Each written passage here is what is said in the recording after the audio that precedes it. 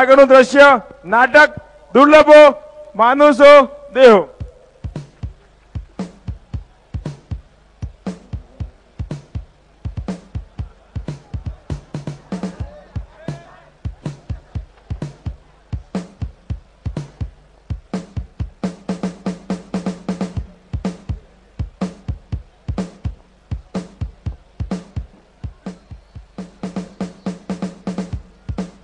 Hello કપૂર સાહેબ, આજે એક ખોખો મોકલાવજો મારા સેક્રેટરી ભેગો તારા પાસે, અને બીજી કાંઈ જરૂર હોય તો બોલજે.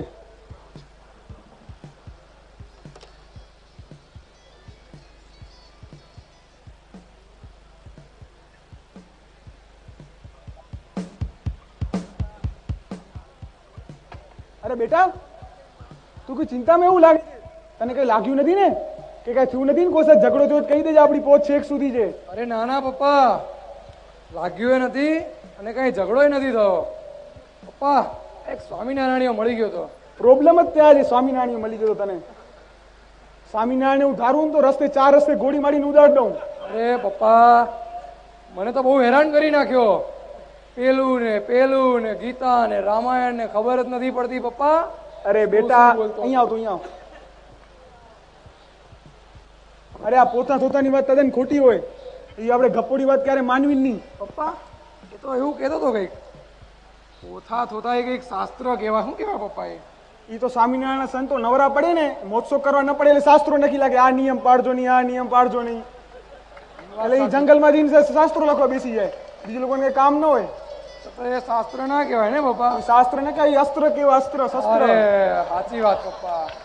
હવે આવું કરવા ના દે તો પછી શસ્ત્ર જ કહેવાય ને પપ્પા? શસ્ત્ર જ કહેવાય. પપ્પા તમારી વાત સાચી હો. તમે મને કીધું તું ને, મને હજી યાદ છે પપ્પા. શું બેટા? પેલું કીધેલું ને, એક તો હાઈટ છે છોટી, વાતો કરે મોટી મોટી. નહીં પપ્પા? સાચી. સ્વામિનારાયણ તો વેદ્યાના વેદ્યા જ રહ્યા. પાછા રાખે માથે ચોટી અને કે આ બધું ખોટી.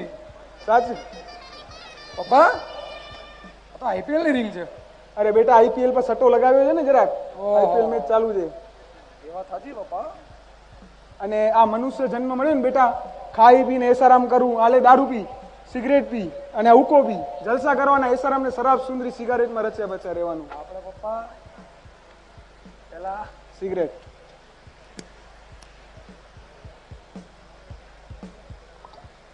મેં પપ્પા કીધું હો, શું સિગારેટમાં મજા આવે? મને કે આ ના પીવાય કે. હા, વેદ્યો રહ્યો, વેદ્યો સ્વામિનારાયણીઓ. આવું ક્યારે સુખ લેશે હે પપ્પા? સાચી વાત છે બેટા. દારૂ પી ને આપણે સ્વામિનારાયણ નું નામ તો છે ને બેટા ક્યારે લેવું જ નહીં. હા તે બેટા મને પપ્પા કહેતો હતો. શું? મને કે હું તો સ્વામિનારાયણ નું નામ લઉં ને તો શાંતિ થાય કે. આપણે સ્વામિનારાયણ નામ લેવું જ નહીં બેટા. 3 days જોઈએ, all is well, all is well. હા, આપણો આખો ધંધો ઓલ ઇઝ વેલ થી ચાલે છે બેટા. એ વાત સાચી પપ્પા હો. ચિંતા કરવાની જરૂર નથી બેટા. All is well. બરાબર ને? બધું બરોબર છે આપણા માટે. બધું બરોબર છે. કાંઈ પપ્પા પેલું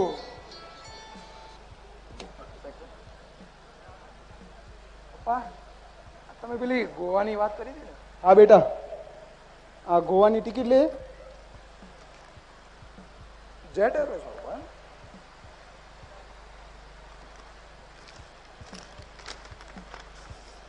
પપ્પા આ તો અત્યારની ટિકિટ છે. અરે બેટા શું ચિંતા કરે છે? બારે ગાડી ઉભી છે અને તારો સામાન પેક કરી રાખ્યો છે, અને તારા મિત્રોની ટિકિટ પણ સાથે છે, જોઈ લેજે. તો પપ્પા ટેન્શનમાં આવી ગયો. કેમ? સામાન કેમ પેક કરીશ? કેવી રીતે તૈયાર થશે? અરે સામાન તને અધૂરો હોય તો ત્યાંથી ખરીદી લેજે, આપણે ક્યાં ખોટ છે. એ વાત સાચી પપ્પા. હવે પપ્પા ગોવામાં જઈને પૂરેપૂરા. અને આ 5 લાખ રૂપિયા, અને ગોવાથી સિંગાપુરની ટિકિટ કઢાવી છે, અને ત્યાં અગ્રવાલ સાહેબ હશે સિંગાપુરમાં, મારા ભાઈબંધ, તો ત્યાં તને જેટલી ક્રેડિટ જોઈએ એટલી મળી રહેશે. ચિંતા કરજો નહીં. અને ગોવામાં તો બેટા ખ્યાલ રાખવાનું, દિવસે સુઈ જવાનું ને રાત્રે એસારામ કરવાનું. હા, અને શરાબ સુંદરી સિગારેટમાં રચ્યા બચ્યા રહેવાનું. બસ બીજું કઈ જ નહીં આપણે જોઈએ. જલસા કરવા જાય તો જલસા કરવાના.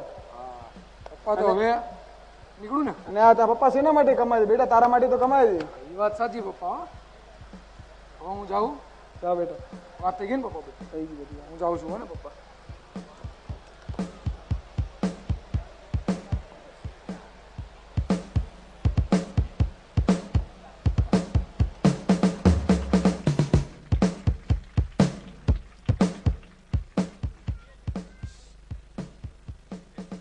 જય સ્વામિનારાયણ. તો આપણે નિહાળ્યું આ દ્રશ્ય જેમાં શેઠિયા મનોજભાઈ પોતાના ડ્રોઈંગ રૂમ પર બિરાજમાન હતા. એક હાથમાં દારૂની બોટલ હતી, બીજા હાથમાં સિગરેટ હતી. ફોન પર વેપારો કરતા હતા, ખોખાના અને કરોડો રૂપિયાના વેપાર કરતા હતા. એવામાં મિતેશ એન્ટર થાય છે. મિતેશને જોઈ અને એને દાદા બેટા માદો છું, કોઈ તકલીફ થઈ છે, કંઈ વાગ્યું છે? કારણ મિતેશ એના સત્સંગી મિત્રોને મળીને આવ્યો હોય છે એટલે એનું મગજ ચકરાઈ ગયું હોય છે.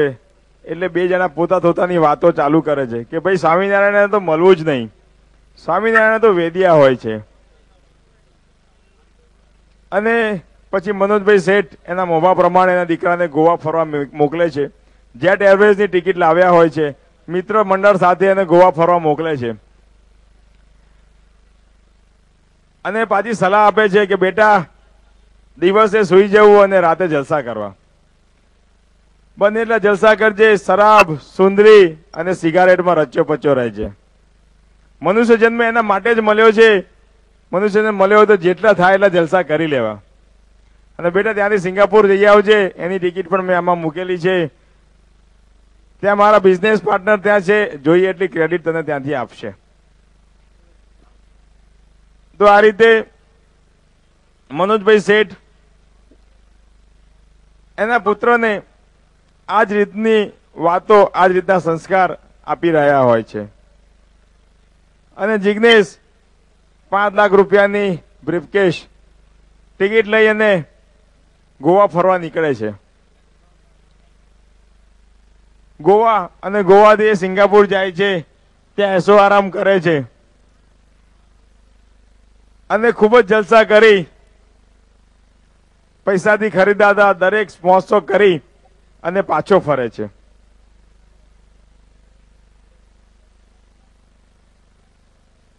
તો નિહાળીએ આગળનું દ્રશ્ય જેમાં ગોવા સિંગાપુરથી ફરેલો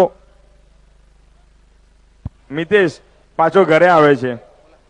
એ જ રીતે મનોજભાઈ શેઠ ડ્રોઈંગ રૂમ પર સોફા પર બેઠા હોય છે, ચલમ, સિગરેટ, દારૂ પીતા હોય છે અને ટેલિફોન પર વાતો કરતા હોય છે. એવામાં એમનો પુત્ર મિતેશ ડ્રોઈંગ રૂમમાં આવે છે.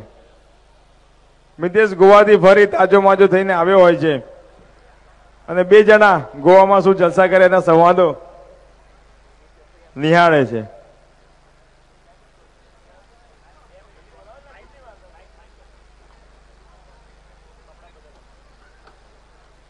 તો નિહાળીએ આગળનું દ્રશ્ય જેમાં મનોજભાઈ શેઠ અને મિતેશના સંવાદો છે. મિતેશ ગોવાથી ફરી જલસા કરીને આવ્યો હોય છે. તો નિહાળીએ દ્રશ્ય 7 મનોજભાઈ શેઠનો ડ્રોઈંગ રૂમ. નાટક દુર્લભો માનુષો દેહો.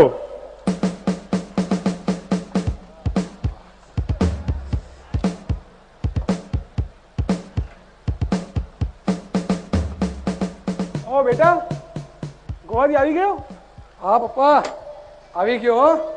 એક minute. Hello secretary. Hello. Singapore, Shanghai, Hong Kong અને ચાઇનાની મીટિંગની ટિકિટો કઢાવી રાખજે મારા માટે. ચલો બોલ બેટા. બેસ નહીં. અરે પપ્પા બહુ મજા આવી ગઈ હો મને તો. બહુ મજા આવી ગઈ? હા હા.